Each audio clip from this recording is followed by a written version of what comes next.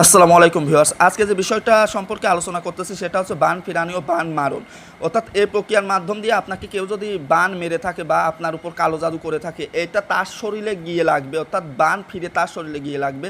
আর আপনি যদি চান যে নির্দিষ্ট কারোর উপরে হচ্ছে আপনি এই বান বিদ্যাটা প্রয়োগ করবেন, সে তিলে তিলে ধ্বংস হয়ে যাবে, অর্থাৎ বিছানায় পড়ে অসুস্থ হয়ে সে বিদায় হয়ে যাবে। এখন এটা করবেন কিভাবে? আমি প্রথমে মন্ত্রটা যেটা দিয়েছে এটা আগে একবার পড়ে শুনিয়ে নিই। দফেবালা দফেবান দফে করাত কুগান আমার অঙ্গে যে করিবে ভাও 18 মুকাম 14 মঞ্জিল তার রক্ত চুষে খাও কালাকুলবার আজ্ঞায় তার জমের ঘরে নাও দুহাই কালা দুহাই কালা দুহাই কালা। এটা হচ্ছে কালার ঘরের মন্ত্র। তন্ত্রমন্ত্র বিষয়ে যাদের পূর্ব অভিজ্ঞতা রয়েছে তারা এই মন্ত্র দেখলেই বুঝতে পারবে। অর্থাৎ কালার ঘরের মন্ত্র এটা একটা সেক্টরি রয়েছে, একটা ভাগই রয়েছে।